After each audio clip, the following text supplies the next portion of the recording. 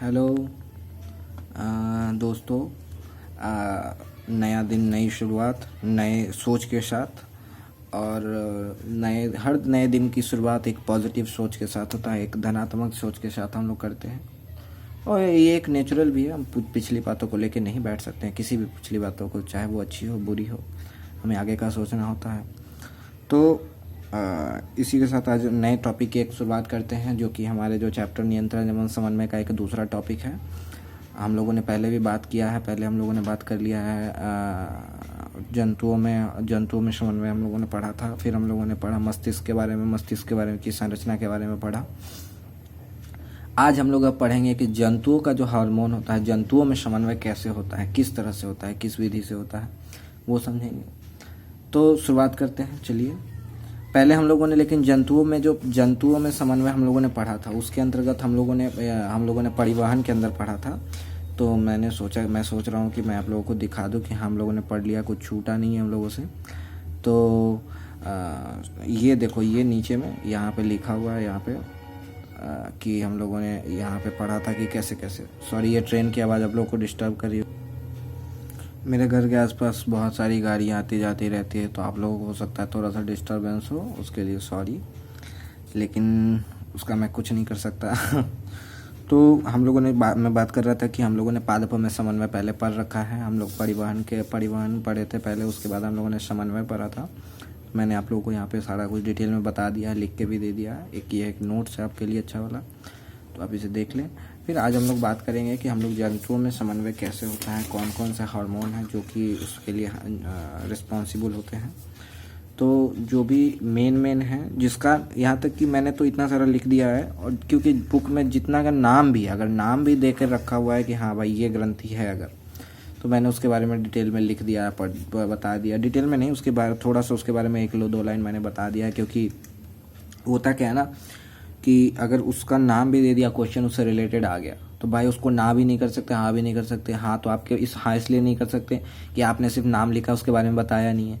और ना इसलिए नहीं कर सकते कि भाई आपने नाम भी लिखा, लेकिन आपका काम है पढ़ना, नाम तो लिख दिया ना। तो इसलिए दोनों चीज़ को लेके चलना है। तो इस वजह से हम लोगों ने सारे चीज़ को ऐड किया है, डिटेल में सब कुछ के बारे में पढ़ते हैं। चलिए शुरुआत करते हैं जंतुओं में हार्मोन के बारे में, ये कैसे क्या होता है। तो जंतुओं में हार्मोन समन्वय का जो हम लोगों ने नियंत्रण के बारे में पढ़ा था कि तंत्रिका तंत्र, वो नियंत्रण के अंतर्गत आता है। अब हम लोग समन्वय पढ़ेंगे, उसमें हम हार्मोन्स के बारे में, अलग अलग ग्रंथि के बारे में पढ़ेंगे। तो सबसे पहला ग्रंथि है जो एड्रेनलिन हार्मोन है। एड्रेनलिन जो होता है ये सीधा रुधिर में स्रावित होता है, ठीक है। और इस वजह से होता क्या है कि यह एक ऐसा हार्मोन है जो कि कब स्रावित होता है, यह स्रावित होते ही, या जैसे आपके पीछे अचानक से कुत्ता लग गया, अचानक से आपके पीछे कोई बहुत बड़ा जानवर सांड लग गया, तो भाई देखते ही भाई ऐसे हालत ख़राब हो जाती है अपनी। तो उस वक्त एड्रेनलिन जो हार्मोन होता है वो सेक्रीट होता है शरीर में, जिससे हमारी धड़कन तेज हो जाती है, जिससे हमारे रोए खड़े हो जाते हैं, पसीना आने लगता है, आँख से आंसू आने लगता है, तो हमारे हाथ ठंडे पड़ने लगते हैं। तो वही चीज़ है, एड्रेनलिन का वही फंक्शन है। तो एड्रेनलिन जो हार्मोन होता है वो क्या होता है, वो सीधा रुधिर में स्रावित होता है और यह शरीर के विभिन्न भागों में पहुंच जाता है। कोई भी चीज़ तुम लोग जानते हो गई, ब्लड शरीर के हर एक कोने में रहता है, यहाँ इवन यहाँ स्किन में भी ब्लड सप्लाई है, ठीक है। तो हर जगह पे ब्लड का सप्लाई है, हर जगह ब्लड पहुंच रहा है। तो अगर हम किसी चीज़ को कोई भी हार्मोन अगर, या फिर कोई भी ड्रग भी देते हैं किसी को, हम लोग ऐसे नस में यहाँ पे करके देते हैं अगर, तो उसमें से अगर नस में दे देते हैं तो वो तुरंत पूरे बॉडी में फैल जाता है। जहर हो या दवा पूरे शरीर में फैल जाता है। तो हम लोग इसमें देखेंगे कि हाँ, सीधा रुधिर में विभिन्न भागों तक पहुंच जाता है। परिणाम स्वरूप हृदय की धड़कन बढ़ जाती है ताकि पेशियों को अधिक ऑक्सीजन मिल सके, ठीक है। ब्लड सप्लाई बढ़ने का मेन मकसद ही होता है कि शरीर के विभिन्न भागों तक अधिक से अधिक ऑक्सीजन मिल सके। फिर होता है कि ऐसे में पाचन तथा त्वचा में रुधिर की आपूर्ति कम हो जाती है। सब देखो, होता क्या है ना कि जैसे ही ब्लड का सप्लाई हो जाता है, बढ़ जाता है, तो उस वजह से होता है क्या कि अब शरीर के जो विसरल ऑर्गन होते हैं, जैसे कि ये हमारी किडनी हो गई, हमारे हार्ट हो गए, उन सबों में ब्लड का सप्लाई बढ़ जाता है। मेन मकसद होता है उन सबों की रक्षा करना, उन सबों तक प्रॉपर ऑक्सीजन पहुंचाना, ताकि सांस लेने में, हम लोग सांस लेने लगते हैं तेजी, हम लोग का लंग्स में चला जाता है, ब्लड का सप्लाई बढ़ जाता है। तो इस तरह से सारी एक समन्वय की क्रिया होती है। तो ये एड्रेनलिन का फंक्शन है, क्योंकि इन अंगों की छोटी धमनियों के आसपास होता क्या है, क्योंकि आपूर्ति कम हो जाती है। हो तो मैंने बोला भी कि जैसे ब्लड का सप्लाई बढ़ जाने से होता क्या है कि जैसे ही एड्रेनलिन सेक्रेट होता है ना हमारे बॉडी में, तो मसल्स जो होते हैं वो कॉन्ट्रैक्ट होने लगते हैं। वो कॉन्ट्रैक्ट होते हैं ताकि हो सकता है आपको भागना हो सकता है किसी तरह से आपको रक्षा करना हो, तो वो होने लगते हैं। तो इसीलिए होता क्या है कि जैसे ही जो मसल्स जो होते हैं, मसल तो आप समझते ही होंगे, ये स्किन है, स्किन के अंदर ये मसल होते हैं, अंदर में मसल है, बहुत सारे मसल है इसमें, इस सब में मसल होते हैं ये सारे के सारे। तो वो मसल जो होते हैं वो कॉन्ट्रैक्ट हो जाते हैं। उसके कॉन्ट्रैक्ट होने की वजह से जो ब्लड सप्लाई उसमें जाते रहता है, जो रक्त का उसमें संचार होता है वो दब जाता है। वो दबने की वजह से उसमें ब्लड का सप्लाई कम जाता है। तो ये एड्रेनलिन का मेन फंक्शन है, ठीक है।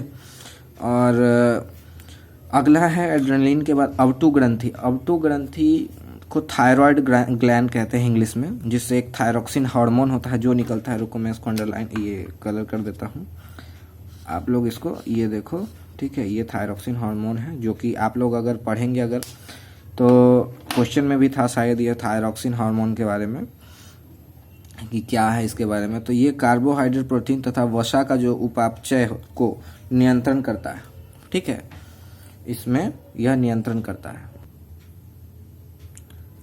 ताकि वृद्धि के लिए उत्कृष्ट संतुलन कराया जा सके। यह नियंत्रण करता है इन सबों के उपापचय को, ठीक है, नियंत्रण करता है थायरोक्सिन हार्मोन।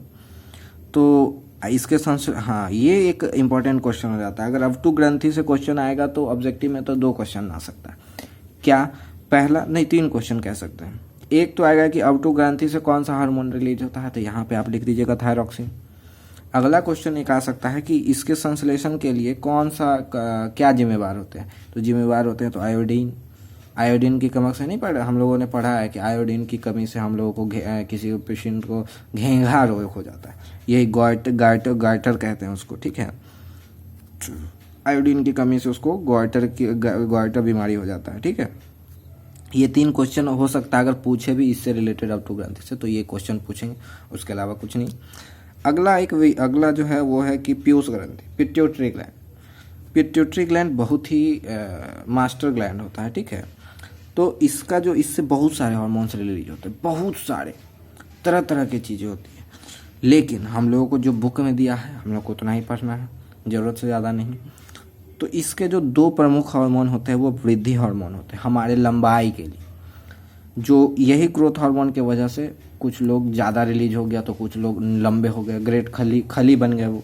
कुछ लोग छोटे हो गए तो बौने रह गए, नाटे रह गए, जिनकी हाइट कम रह जाती है, ठीक है। तो जिनकी हाइट कम हो जाती है उसको शायद ड्वार्फिज्म बीमारी कहते हैं। ड्वार्फिज्म एक बीमारी होता है जिसको लंबाई कम रह जाता है, तो वो वृद्धि हार्मोन की वजह से होता है। तो पीयूष ग्रंथि से 2 हार्मोन निकलता है, एक वृद्धि हार्मोन, दूसरा है अवटु उत्तेजक हार्मोन, थायराइड स्टिमुलेटिंग हार्मोन। ये बुक में नहीं है लेकिन मैंने इसको यहाँ लिख दिया है, पूछते हो सकता है, में भी जानकारी के लिए भी सही है। TSH ये एक हार्मोन है। 2 हार्मोन निकल गए पीयूष ग्रंथि से, मास्टर ग्लैंड भी कहते हैं पीयूष ग्रंथि को। ये वृद्धि हार्मोन, अगला अवटु उत्तेजक हार्मोन, ठीक है। मैं फंक्शन भी बताते जा रहा हूँ उन हार्मोन्स के क्या क्या फंक्शन है, क्या क्या काम है। तो अगला हार्मोन अग्नाशय में देखेंगे, अग्नाशय से 2 हार्मोन निकलता है, इंसुलिन और ग्लूकागोन। तो इंसुलिन का काम है शर्करा का स्तर को समस्थिति करता है, मतलब समझते हो होमोस्टैसिस। इसका मतलब क्या होता है कि इक्विलिब्रियम, शायद इंग्लिश हिंदी इक्विलिब्रियम का मुझे नहीं पता। एक स्तर जो होता है ना, जैसे एक ठंडा वस्तु ले लिए, एक ठंडा चीज़ है, ऑब्जेक्ट है, एक गर्म ऑब्जेक्ट है, दोनों को सटा दिए, तो सटा कर रखे हुए हैं, तो थोड़ी देर तक रखने के बाद दोनों का टेम्परेचर एक बराबर हो जाता है, वो स्टेज को कहते हैं इक्विलिब्रियम।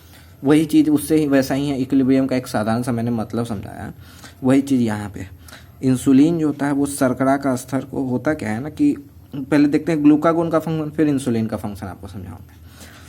ग्लूकागोन का जो फंक्शन होता है वो होता है क्या है कि ग्लूकागोन ब्लड में ग्लूकोज की कमी नहीं होने देता है। अगर जैसे ही ग्लूकोज की कमी हुई ब्लड में, ग्लूकागोन उसमें काम करने लगा, फिर ब्लड में ग्लूकोज का लेवल, ग्लूकोज जो मीठा जो चीनी होता है उसका शर्करा वो उसका स्तर को बैलेंस करता है, उसको नियंत्रण में रखता है, वो ग्लूकागोन का काम है। अब है कि ग्लूकागोन बैलेंस किया, कभी कभी ग्लूकागोन से हो गया कि ज़्यादा हो गया, ज़्यादा हमारे रक्त में ज़्यादा शर्करा है, हमारे ज़्यादा चीनी ग्लूकोज हो गया हमारे ब्लड में, ये भी खराब बात है। तो उसके वजह से मधुमेह की बीमारी हो जाती है। तो अब उसको बैलेंस करने के लिए फिर इंसुलिन हार्मोन निकलता है। इंसुलिन हार्मोन को काबू में रखता है चीनी को बॉडी में, कि बॉडी में ज़्यादा शर्करा ना हो जाए, ज़्यादा ग्लूकोज ना हो जाए हमारे ब्लड में, तो जो भी खराब है। तो ये देखो दोनों का फंक्शन इस तरह से समझो। ग्लूकागोन होता है कि एक चीनी है उसका लेवल न अगर कम गया तो बढ़ा दिया, इंसुलिन है अगर बढ़ गया तो उसको कम कर दिया। ये हो गया दोनों का फंक्शन, ठीक है। उसमें अब इसके वजह से एक मधुमेह बीमारी भी होता है। मधुमेह जो डायबिटीज़ कहते हैं उसको, डायबिटीज़ में होता है क्या है कि ग्लूकोज का, इंसुलिन का जो लेवल होता है, इंसुलिन जितना निकलना चाहिए उतना नहीं निकलता। उसके भी बहुत सारे रीज़न है, लेकिन तो उस वजह से होता है कि ब्लड में ग्लूकोज का जो ब्लड में हमारे रक्त में शर्करा का स्तर बढ़ जाता है, ठीक है। तो शर्करा के स्तर बढ़ जाने से होता है मधुमेह की बीमारी हो जाती है। अगला है हमारा वृषण, जिसको हम लोग शायद टेस्टिस भी कहते हैं। ये पुरुषों में निकलने वाला हार्मोन होता है, ये पुरुषों में होता है। ये हार्मोन पुरुषों में, यह हार्मोन, इसका एंड्रोजन, दो हार्मोन वृषण से निकलता है, एक एंड्रोजन एक टेस्टोस्टेरॉन, ठीक है। दो हार्मोन निकलता है, ये काफ़ी इंपॉर्टेंट है। यह काफ़ी इंपॉर्टेंट हार्मोन है, होता है इन पुरुषों में, और महिलाओं में भी होता है दूसरा जो निकलता है हार्मोन, उसके बारे में आगे पढ़ेंगे। तो इसके बारे में ये क्वेश्चन इससे हमेशा ही आते रहता है, ये इंपॉर्टेंट है, पढ़ ले इसको आप जरूर। तो वृषण से एंड्रोजन हार्मोन निकलता है और एक टेस्टोस्टेरॉन हार्मोन निकलता है, ठीक है। तो एंड्रोजन का फंक्शन क्या है? यह पुरुषों में यह प्रजनन ऊतकों, टेस्टिस और प्रोस्टेट, ये दो प्रजनन ऊतक हैं। इसको मैंने रंग देना है, टेस्टिस और प्रोस्टेट के विकास में महत्वपूर्ण भूमिका निभाता है, ठीक है। ये बहुत ही इम्पोर्टेंट है। टेस्टिस में स्पर्म का फॉर्मेशन होता है, शुक्राणु का बनता है टेस्टिस में, और प्रोस्टेट में का भी फंक्शन है। तो इसके विकास में महत्वपूर्ण भूमिका निभाता है। यह माध्यमिक यौन विशेषताओं, इसका मतलब क्या होता है? ये होता है सेकेंडरी सेक्सुअल कैरेक्टर। उसका मतलब होता है क्या कि उसमें शरीर में, जैसे शरीर के विभिन्न भागों में बाल आने लगता है, दाढ़ी, बाल, मूछ, और बगल में, छाती में, और फिर वॉइस का जो होता है पीच उसको कहते हैं वॉइस, आवाज़ भारी हो जाना, ये सारी चीज़ें आती है सेकेंडरी सेक्सुअल कैरेक्टर, जिसको कहते हैं हिंदी में माध्यमिक यौन विशेषताएं की वृद्धि होने लगती है। हाँ, और इसमें ये बहता कब है? ये होता है, ये हार्मोन आता है कि जब आप एक टीनेज होता है, जो ये 13 के बाद होता है लड़कों में जनरली, उस एज ग्रुप में ये होता है, जिसके वजह से आपकी मांसपेशियों में भी देखते हैं, मांसपेशी पहले बच्चा जैसा रहता है, अब थोड़ा सा यंग दिखने लगता है। उसके बाद मांसपेशी और हड्डी में भी वृद्धि होती है, लंबाई बढ़ता है। ये सारे चीज़ इसी हार्मोन से होते हैं, इन सारे चीज़ों का। फिर टेस्टोस्टेरोन एक और हार्मोन है, इसका भी काम वही है जो एंड्रोजन की तरह है। यह पुरुषों में प्रजनन ऊतकों के विकास में महत्वपूर्ण भूमिका निभाता है। ये दो हार्मोन है। अगर पूछे आपसे एस्ट्रोजन का क्या फंक्शन है, तो एस्ट्रोजन, टेस्टोस्टेरोन दोनों का सेम फंक्शन है। यही टेस्टोस्टेरोन के वजह से ही लड़के जो होते हैं ये उटपटांग हरकत करते हैं, बहुत सारी उटपटांग हरकत होता है, ये टेस्टोस्टेरोन के वजह से ही, यही हार्मोन जिम्मेवार है। इसमें आपकी कोई गलती ये नहीं है, ये हार्मोनल इशू है, हार्मोनल है। इसमें इसी की वजह से ज़्यादा ये सेक्रेट हो रहा है, ज़्यादा निकल रहा है, तो आप ज़्यादा एक्साइटेड रहेंगे किसी चीज़ को लेकर के, बहुत सारी गलतियाँ भी करेंगे। अगला हम लोग जो पढ़ेंगे वो अंडाशय। अंडाशय जो होता है वो लड़कियों, फीमेल में होता है, ये फीमेल में होता है। इससे दो हार्मोन निकलते हैं, एस्ट्रोजन, प्रोजेस्टेरोन। इससे एंड्रोजन था और ये एस्ट्रोजन है, दोनों में अंतर समझे। एंड्रोजन लड़कों में, एस्ट्रोजन लड़कियों में, ठीक है। एस्ट्रोजन तथा प्रोजेस्टेरोन दो हार्मोन निकलता है, ठीक है।